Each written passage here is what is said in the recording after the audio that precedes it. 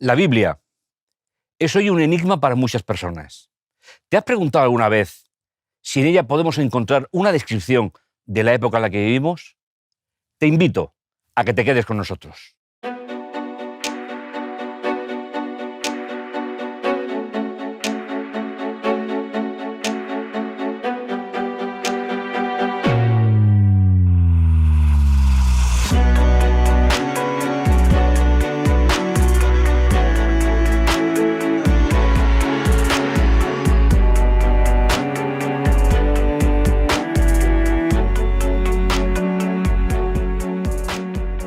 Pues comenzamos nuestra serie Movimientos Finales. Es una serie que nos hacía particularmente ilusión grabar, viendo todo lo que está cayendo en este mundo y viendo las circunstancias en las que nos ha tocado vivir, pues ¿por qué no hablar realmente del contexto profético de estos movimientos que anuncian que algo está por pasar?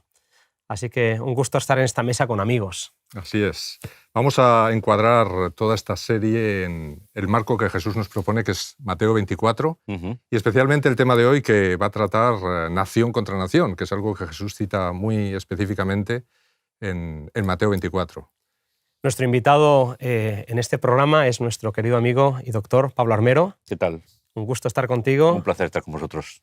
Pablo, has hecho del libro de Daniel el libro de estudio, tu pasión, tu tesis doctoral, una lectura estructurada del libro de Daniel. Muchos de nosotros hemos podido disfrutar escuchándote. Y hay quien dice por ahí, ¿verdad? Algún familiar tuyo te dice que no sabes hablar de otra cosa. Así que, pues para hablar del libro de Daniel te hemos traído. Pues me gusta mucho la idea, ¿sabes? Porque para mí el libro de Daniel efectivamente ha sido uno de los grandes descubrimientos de mi vida. He oído hablar toda mi vida de él, pero al meterme a estudiar este libro he tenido una gran bendición de nuestro Dios y si podemos aportar algo en el programa de hoy será para la gloria del Señor. Amén. Pablo, si vamos a hablar de Mateo 24, el marco es Mateo 24, ¿por qué el libro de Daniel? Bueno, esa es una buena pregunta, porque el propio Jesús, a lo largo de su discurso de Mateo 24, cita expresamente a Daniel y además lo cita de una manera que era totalmente inusual en su época. Es decir, rompió esquemas culturales, sociales, teológicos de su época, con lo cual vamos a seguir el itinerario de Jesús, vamos a seguir la lógica de Jesús en el primer siglo. Es interesante que para el primer siglo la interpretación que ellos tenían del libro de Daniel era que Antíoco IV, que vivió un siglo antes de Jesús, había cumplido completamente ya todas las profecías de Daniel. O sea que para ellos ese libro era un libro histórico. Sí, efectivamente. Y hoy el cristianismo tiene exactamente la misma interpretación. Considera que Daniel es Antíoco IV también. A ver, hay que entender que los movimientos contra la nación judía después del regreso de Babilonia fueron muy importantes. Y los movimientos en contra de la estructura social y religiosa de este pueblo les llevó a hacer una lectura de los libros proféticos mirando hacia el pasado, es decir, mirando hacia atrás, buscando los porqués y los paraqués de los periodos de cautiverio. Ese contexto es el que precisamente les lleva un siglo antes de Jesús, más o menos, a decir, bueno, el libro de Daniel es un libro que nos cuenta cómo estamos viviendo en la actualidad, porque para ellos era lo más importante que podía haber en ese momento, y a partir de ahí pues se fija en la teología de la época, que Daniel fue un escritor, un historiador, alguien que hizo historia. Y de hecho en el canon bíblico judío, Daniel está entre los escritos, no está entre los profetas. Con lo cual Jesús, volviendo un poquito a Mateo 24, le va a dar un impulso social y teológico al libro de Daniel, que hasta ese momento prácticamente estaba desaparecido. Porque Jesús no está de acuerdo para nada con la interpretación que tiene el mundo judío de aquella época. Y luego otros autores del Nuevo Testamento como Pablo o Juan tampoco. Es interesante, ¿no?, que nosotros podamos hablar en movimientos finales. Vamos a contextualizar hoy un poquito la serie. De hecho, con Pablo vamos a intentar crear un contexto para todos los temas que vamos a tratar, no solamente en este primer programa, sino en todos los demás.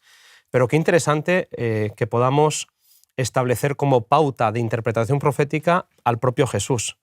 Porque es verdad que sabemos que las corrientes o las escuelas de interpretación de profecía, que son posteriores al texto, nos dicen que hay diferentes formas de interpretar, pero nosotros en esta mesa seguiremos la escuela de Jesús, ¿no? Efectivamente, es decir, como bien decías, Óscar, las escuelas de interpretación son muy posteriores a la redacción de los textos. Pero es cierto que lo que nos llega a los lectores de la actualidad son las escuelas de interpretación. Entonces, principalmente hay tres, principalmente. La que se llama preterista, que es justamente la que predominaba en la época de Jesús, en la cual pensaban que el libro de Daniel se había cumplido todo en el momento de Antíoco IV. Luego está la escuela histórica, que es la que entiende que el libro de Daniel es una historia sucesiva, profetizada por el Señor, que va desde la época de Nabucodonosor hasta el tiempo del fin, en el cual Dios se ha preocupado de dar los suficientes datos para que se pueda haber una historia continua. Y luego hay otra tercera escuela, aunque hay alguna más por ahí pequeña, pero que es la escuela futurista, que meten una brecha muy, muy, muy importante de los acontecimientos después de que Jesús viniera, naciera, meten una brecha para llegar hasta el tiempo del fin, en el cual pues hay un cierto desconcierto, eso es verdad, para cuando situar los acontecimientos del libro, porque no hay una línea continua. Entonces, esas son las tres formas de interpretar el libro más importantes. Está la espiritualista, pero bueno, son escuelas mucho más pequeñitas. Entonces sería interesante que entráramos en el texto a ver cómo Jesús un poco contextualiza todo este tema. Sí, y veremos al leer el texto, que lo vamos a hacer ahora mismo, que todo empieza con una pregunta, una declaración de los discípulos, cómo contesta Jesús, eso genera y ahora lo veremos inmediatamente en Mateo 24, eso genera un malestar, una inquietud profunda en los discípulos, y cómo Jesús dice, no, el profeta Daniel, del que hablaremos en el versículo 15, ya nos advirtió que esto pasaría, estad atentos porque esto se prolonga hasta el fin. Es muy interesante, ¿no? A ver, es que a veces el problema que tiene Jesús, y eso se ve en los evangelios, es que él tiene las visiones muy claras, pero no corresponden exactamente con las oficiales. Claro, los discípulos estaban con Jesús, habían andado con él, pero ellos habían nacido en un contexto teológico, social, cultural.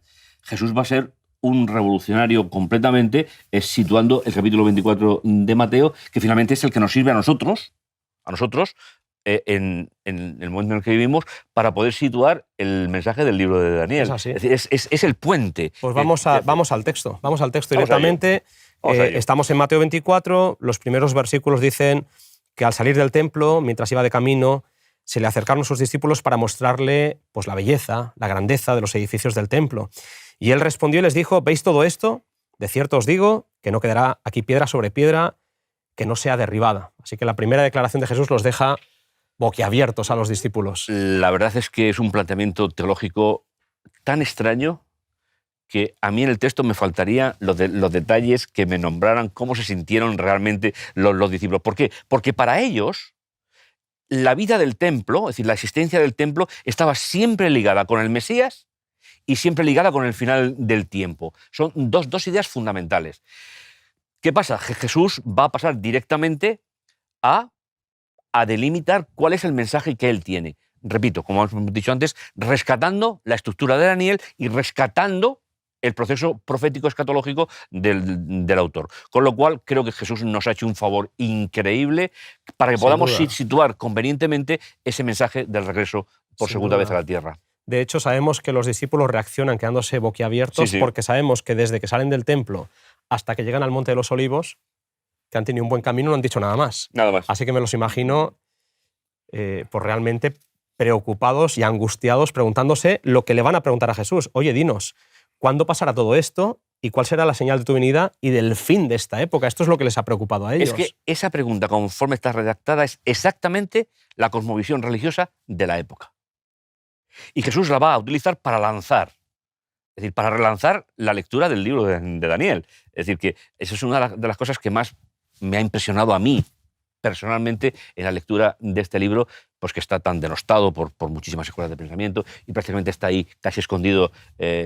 Me he encontrado con personas que no sabían ni que había un libro de la Biblia que se llamaba el libro de Daniel. Interesante, sí.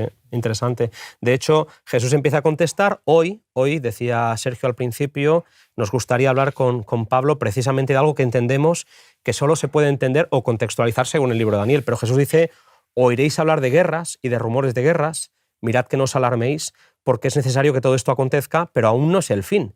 porque se levantará, y esta es una frase que Daniel podrá explicar muy bien, se levantará nación contra nación, reino contra reino, habrá hambres, epidemias, terremotos en diferentes lugares, pero todo esto será principio de dolores. Así que esa nación contra nación, que es de lo que estamos hablando hoy, Pablo, ya lo menciona Jesús, pero como podremos ver, tiene mucho que ver con el libro de Daniel. Claro, es que la escatología que Jesús tiene que rescatar es la que está descrita en el libro de Daniel. Porque en la Biblia de Jesús sí está el libro de Daniel, el resto no. En la Biblia de los apóstoles Daniel sí que está, pero está situado en un contexto, digamos, erróneo, no real. ¿Y Jesús qué hace? Para explicar qué va a pasar separando el templo de su regreso, que es finalmente la importancia del capítulo 24, nos va a ir directamente a meternos en ese contexto escritural. Jesús explica su mensaje a través de la escritura. La Biblia se explica a sí misma, con lo cual Jesús está haciendo una reestructuración del pensamiento, inclusive de lectura de la Biblia, que es muy importante. Es interesante, Pablo, que tú dices que Jesús separa el templo de todos los demás acontecimientos, es decir, incluso los acontecimientos del fin. También es interesante que hoy el cristianismo intenta ligar la construcción o reconstrucción de un tercer templo a todos los eventos finales. Es decir, si no hay una reconstrucción del tercer templo, no puede haber un desencadenamiento de todos los eventos finales, de la segunda venida. Realmente Jesús está desligándolo totalmente. Además, esa es una mezcla entre las dos escuelas de interpretación, la preterista y la futurista. Es un poco, al final del tiempo, es un poco de una falta de definición de las escuelas. A ver, el Nuevo Testamento o la Biblia apostólica no mencionará en ningún lugar la reconstrucción de un segundo templo en la tierra, o un tercer templo en la tierra. Los lectores del Nuevo Testamento deberíamos de aprender a que no podemos introducir elementos extraños a los textos, como es la reconstrucción de un templo que termina su función cuando Jesús termina su ministerio en la tierra. El resto es meter a la Biblia conceptos que no están, que no se pueden justificar con los textos y que finalmente pues siempre quedará la decepción de las personas cuando no llegue. Es decir, una de las cosas que tenemos que tener mucho cuidado los que explicamos un poco la Biblia es no crear falsas expectativas. Entonces, la noción de un tercer templo en Jerusalén no se encuentra esa noción en ningún momento de la Biblia. ¿Qué hace Jesús en Mateo 24? Nos va a situar los elementos que sí van a ocurrir desligados del templo. Exacto. De hecho, desde que empieza a hablar del templo hasta los versículos que ahora te voy a pedir, Sergio, que si pudieras leer versículos 13 y 14, el templo ya no se menciona más. No se vuelve a mencionar parte del templo, que es lo que está preocupando a los discípulos, para ir a un fin que es mucho más grande.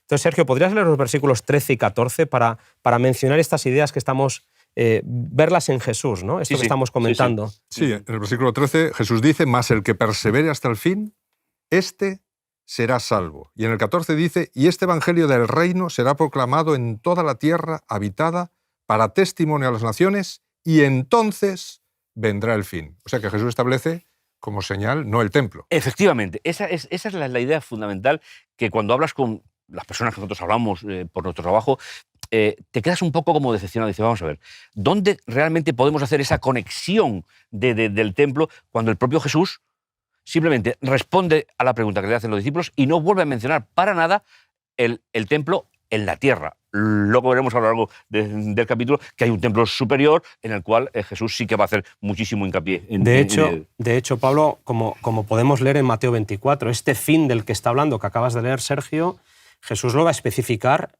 en los versículos 29 al 31 diciendo, e inmediatamente después de la tribulación de aquellos días el sol se oscurecerá y la luna no dará su resplandor, y las estrellas caerán del cielo, y las potencias de los cielos serán sacudidas. Entonces aparecerá la señal del Hijo del Hombre en el cielo, y entonces harán duelo todas las tribus de la tierra, y verán al Hijo del Hombre viniendo sobre las nubes del cielo, con poder y gran gloria.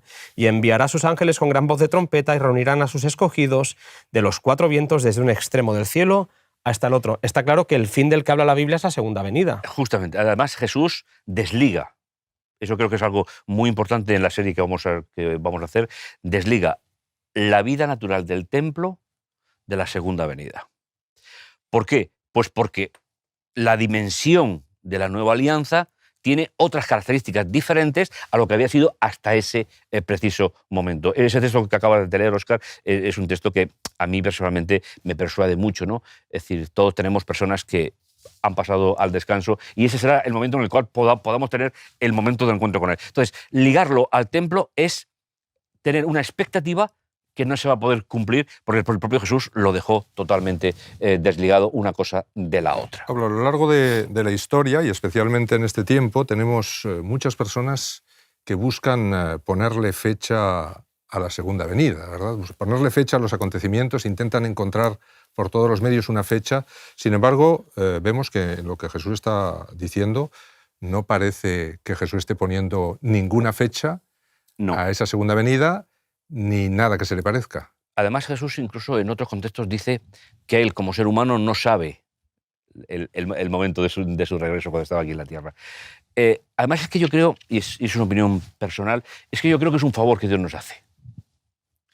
Si nosotros supiésemos el momento exacto de la venida de Jesús, la historia hubiese sido completamente diferente. Entonces, ese ya, pero todavía no, es lo que nos mantiene. Ahora, eso sí, las señales que vamos a hablar hoy, nación contra nación, son muy importantes porque nos van a situar en la cronología de Jesús. En la proximidad del evento. Justamente, vamos llegando. Además pone la señal. Es decir, la señal es un término que es teológico en la Biblia, sobre todo en Juan, pero aquí también aparece, en el cual dice, cuando vamos por una autopista, y ves un cartel que es una señal y dice, te quedan 20 kilómetros, te quedan 25 kilómetros. No has llegado, pero te vas aproximando. Pues te indica la proximidad, la cercanía del evento. Por eso estamos en esta mesa. Movimientos finales, porque todo el libro de Mateo, Mateo 24 específicamente, a nosotros nos fascina, nos encanta, y al ver lo que está pasando alrededor nuestro, creemos realmente que es el momento de levantar la cabeza porque esto se acerca. Y lo que se acerca no es ni más ni menos que la promesa de la segunda venida. Así que estamos encantados de poder estar compartiendo estos textos. Yo, si me permitís, hay un apunte que a mí me gustaría hacer. Todas estas señales no sirven para crear un ambiente de problemática, de discusión. No, simplemente para ver que Dios controla la historia desde el principio, que Dios conoce lo que va a pasar y nos regala las señales. ¿Para qué?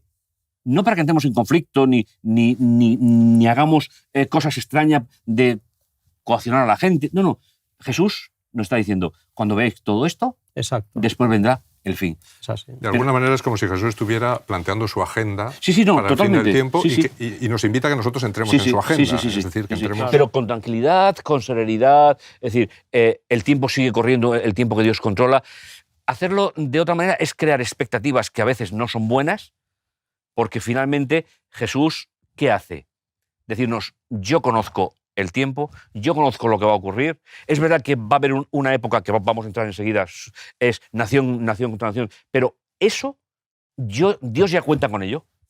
Vamos a entrar, Pablo, en el tema este, ¿no? Sergio, comentábamos al principio el hecho de que qué vinculación hay entre Mateo 24 y el libro de Daniel.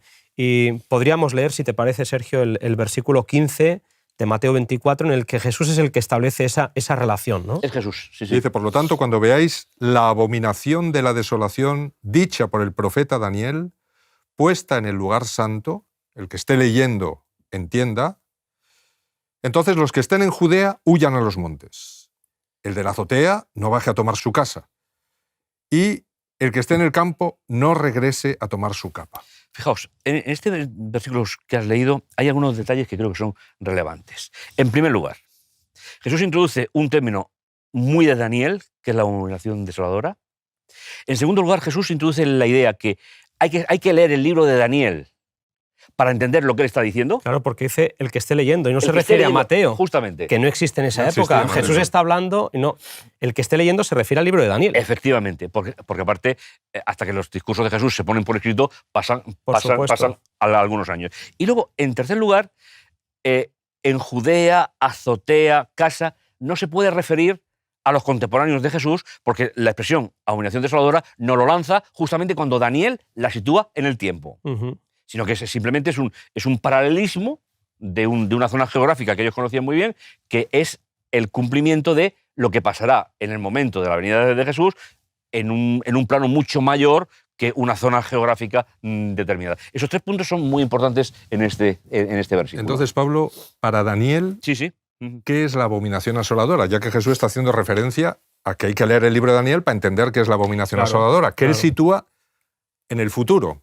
Porque aquí dice cuando veáis en el futuro. A ver, para Daniel, la abominación desoladora es un sistema falso de templo, un sistema falso de perdón de pecados y la usurpación del ministerio de Jesús por seres humanos.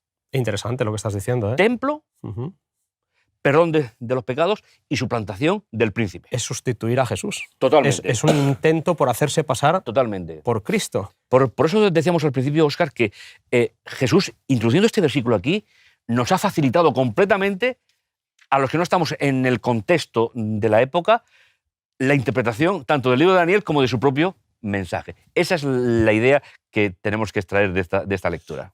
Daniel sufrió una destrucción del templo. Sí.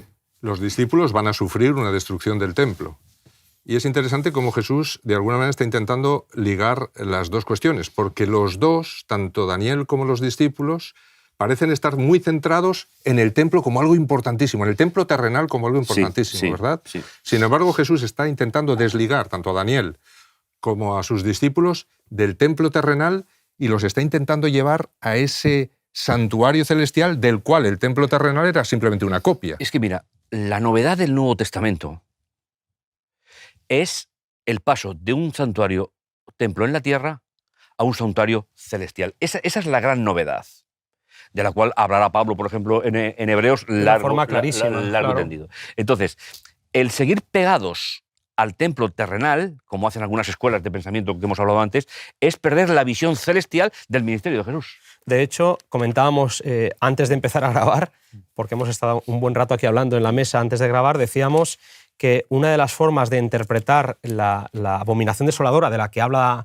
Jesús mencionando a Daniel es entendiendo el desarrollo de un poder que va a intentar usurpar las funciones que le pertenecen de forma exclusiva a Dios. Y de esto hablaremos con un poquito más de claridad, pero cuando leemos el capítulo 1 de Daniel y el versículo 1, vemos una peculiaridad que comentábamos, Pablo, que tú nos comentabas y que me gustaría que volvieras a comentar ahora que ya estamos grabando, ¿verdad? En el año 3 del reinado de Joaquim, rey de Judá, vino Nabucodonosor, rey de Babilonia, a Jerusalén y la sitió. Y el versículo 2 dice, el Señor entregó en manos de Nabucodonosor al rey de Judá, Joaquim. Es Dios el que quita y pone reyes, es Dios el que entrega, esto lo veremos de forma clarísima en el capítulo 2, pero a partir de ese momento, hay un momento en la profecía de Daniel en el que quita y pone reyes ya no es Dios. Eso creo que es bueno que lo vayamos haciendo de forma cronológica, para que nuestros espectadores se puedan situar si no conocen bien un poquito el tema. A ver, si en el versículo que acabas de leer, Óscar, tenemos 2 reyes, 2 ciudades y 2 templos. Muy bien. Porque incluso en el versículo 3 dice que coge los utensilios del templo de Jerusalén y los lleva a su propio templo. Está haciendo una mezcla. Sí, está. Entonces, hay algo que es muy importante. A partir de ese momento, el pueblo de Dios, tanto físico como espiritual, jamás vivirá en una nación independiente y jamás vivirá una experiencia separada de lo que le toque vivir en los reinos en los cuales vive. Ese versículo 1 es el paso del sistema teocrático a los sistemas políticos. Es verdad que el tema teocrático aparece mucho tiempo después en el tiempo y posiblemente alguien dirá que no es conveniente emplearlo, pero para un poquito la idea es esencial. Hasta ahora, desde el Sinaí, Israel había vivido en una nación independiente con el sistema de Dios al frente del pueblo. Ahora, a partir de aquí, por la propia desobediencia del pueblo, Segunda de Crónicas lo deja muy, muy claro, a partir de aquí, cuando Nabucodonosor profana el templo y se lleva los utensilios, todo el libro de Daniel va a estar haciendo una comparación entre la profanación del templo a manos de Nabucodonosor o de Belsasar con una profanación del templo que hará el que pone la abominación desoladora, que es realmente el gran mensaje del libro de Daniel. Entonces, tanto para Daniel como para los discípulos, la importancia la pusieron en aquel que estaba profanando el templo literal de Jerusalén, en este caso, tanto el primer templo como el segundo templo. Sin embargo, Jesús está poniendo su énfasis en uno que vendrá en el futuro, que no va a destruir los templos terrenales que ellos tienen, porque ya los han destruido, sino que va a atacar directamente a ese santuario que está en el cielo y va a intentar eliminarlo de alguna manera, al menos de la vista humana, es decir, sustituirlo por otro sistema humano. Mira, que nada tiene que ver con Dios. La característica fundamental es: al templo solamente entran levitas, sacerdotes y sumos sacerdotes. Por eso la Biblia habla de la justificación por la fe. Es el regalo de lo que se hace en el templo. Al templo bíblico jamás entró ningún creyente. Siempre se ve desde fuera. Con lo cual, ahora vamos a ver que hay un periodo en la historia en el cual hay un poder que introduce a los creyentes dentro de los templos, los pone en la tierra y se arroga la capacidad de perdonar pecados. Esa es la abominación desoladora. Es decir, sustituye todo lo que Jesús está haciendo en ese santuario celestial, lo sustituye un ser humano intentando imitar el santuario celestial en la tierra y todo lo que se hace en el santuario celestial a través de seres humanos. Con una peculiaridad. En la Biblia solamente hay un templo siempre. Nunca hay varios. Siempre hay uno. Claro. Altar, Sinaí, Jerusalén. Entonces, lo que nos enfrentamos es, para nación contra nación, tiene que ver precisamente con la usurpación del santuario y la misión de Jesús en el cielo por un poder en la tierra que seguramente vamos a conducirnos ahora hacia ello. Sí, para centrar el tema, ¿no?, del nación contra nación del que estamos hablando, porque es verdad que el libro de Daniel, con la pasión que yo sé que vosotros dos sentís hacia ese libro, y desde luego cuando uno pues, ha hecho de ese libro su foco de estudio, pues uno puede llegar a irse por... Bueno, pues hay tanto que decir de ese libro, pero en el contexto del nación contra nación, que Jesús sí que sitúa en la abominación desoladora de la que ya hemos dicho, es un intento por usurpar. Esta palabra es clave, usurpar, por hacerse pasar por hacer que unos pierdan de vista lo que Cristo está haciendo. En ese contexto de nación contra nación, y entendemos que esta usurpación que quita y pone reyes, ya lo hemos dicho, es lo que hace que las naciones tengan estos conflictos. Justamente. En el versículo 38 de Daniel 2, habla de algo que Dios hace, hablando del rey, ¿no? Dice, y donde quiera que habitan hijos de hombres, bestias del campo y aves del cielo, Él, hablando de Dios, los ha entregado en tus manos y te ha dado el dominio sobre todo. Tú eres aquella cabeza de oro. Dios quita y pone reyes. Empieza. Hay una primera etapa en el libro de Daniel que Dios es soberano a través de reyes paganos. Y de hecho, el relato del capítulo 2 nos habla de cuatro reinos universales. Eso cualquier persona en la historia lo va a encontrar sin ningún problema. Babilonia, Medo Persia, Grecia y Roma.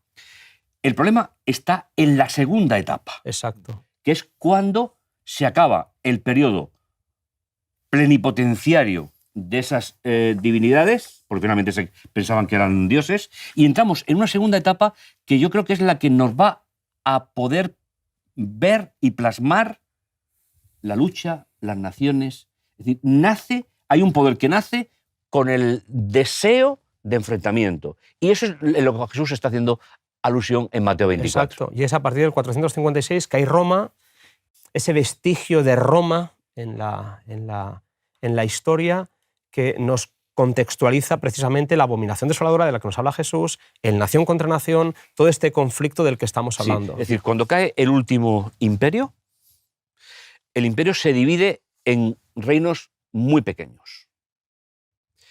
Y es ahí donde surge un poder que va a intentar aglutinar todos esos pequeños reinos, pero que al final se hace más grande y va a imponer un sistema que es en contra del fundamento divino de la salvación, que es el santuario en el cielo. Pablo en Hebreos dice que Dios no habita en templos hechos por mano de hombre, que el santuario donde Jesús ministra es más grande y más perfecto, no hecho de esta creación. Es decir, ya en el primer siglo, la existencia de un santuario celestial donde Jesús, como príncipe, ministra, no se ponía en duda. Ya se olvida el templo en la tierra. Pero ¿qué pasa? Que en la segunda parte de la estatua, que es hierro y arcilla, que es el final, el panorama va a cambiar completamente. Y ya no va a haber ni unidad, ya va a haber adversidad, va a haber nación contra nación, lucha contra lucha. Yo creo que eso es un tema fundamental para que nuestros televidentes sean capaces a valorar las palabras de Jesús en Mateo 24. Uh-huh. Si es que hay un poder que está, en este caso, dividiendo todas las naciones de alguna manera, intenta controlarlas, pero a la vez las está dividiendo y las está enfrentando. Sí, y además hay un tema que es realmente preocupante. Y es, hasta la caída del Imperio Romano, Dios gobernaba a través de esos reyes. Pero según el capítulo 7, 8 de Daniel, aunque sea una pincelada rápida, ese poder que surge usurpa la autoridad de Dios y es el que quita y pone reyes. Y en ese contexto está la tribulación. Exacto, exacto. Con lo cual es dramático, es un momento de la historia realmente dramática. Y además el poder que va a usurpar esa capacidad de poner y quitar reyes, según la Biblia, va a llegar hasta el tiempo del fin. Justamente. Que es justo es el momento en el que Cristo va a venir y va a terminar con la historia. Está representado en Daniel 2 por el hierro que llega hasta el final y un elemento que no es metal, que es la arcilla. Que va a representar un poder religioso que va a convivir con los poderes políticos que se heredan del imperio y que finalmente es el contexto perfecto para aplicar el mensaje de Jesús, nación contra nación, lengua contra lengua, pueblo contra pueblo. Ese es el momento histórico en el cual tenemos que situar, siendo rigurosos con los contextos. Jesús, como hemos dicho antes, nos lanza al libro de Daniel y Daniel hace exactamente el esquema. Se nos acaba el tiempo. Sí. Pero es verdad que hemos hecho una pincelada que creo que a nosotros nos deja con ganas de más. Espero que nuestros espectadores la verdad que sí. Pues también seguiremos avanzando en la serie Movimientos Finales, pero el libro de Daniel, y sobre todo Jesús interpretando al libro de Daniel, tiene mucho que decirnos acerca de los movimientos y de los eventos que hoy en día, Sergio, Pablo, podemos ver. Si me permitís, aunque sea robarle un poquito al tiempo, si nuestros televidentes se dan cuenta de cuántos grupos religiosos cristianos tienen sacerdocio humano, templo en la tierra y perdón de pecados, hay casi una unanimidad en ese concepto, tanto en el mundo católico como en la Reforma. Con lo cual, la pincelada que Jesús da y le llama abominación desoladora, utilizando a Daniel, se queda corto para ver el problema en el cual estamos hablando. Podéis ver los tres grandes grupos que salen de la Reforma, que se convierten en iglesias-estado, siguen perdonando pecados, tienen sacerdocio humano y templo en la tierra. Eso es lo que ha dado el enfrentamiento entre los pueblos. Y eso es lo que Jesús está advirtiendo, que es una señal previa a la segunda venida. Pues muchas gracias, Pablo. Ha sido realmente un placer tratar este tema tan profundo contigo. Muchísimas gracias a vosotros. Me ha sabido a poco. Es que sabe a poco. Continuaremos en otra ocasión. Exactamente. Sí. Que Dios te siga bendiciendo, Pablo. Muchas gracias. Muchas gracias. Gracias, Sergio. A ti, Óscar. Gracias a vosotros. En la profecía bíblica encontramos la explicación a tanta división mundial, crispación política y sensación de conflicto constante. Jesús nos ofrece su interpretación. Tengamos la esperanza de que el fin que Él prometió está cerca.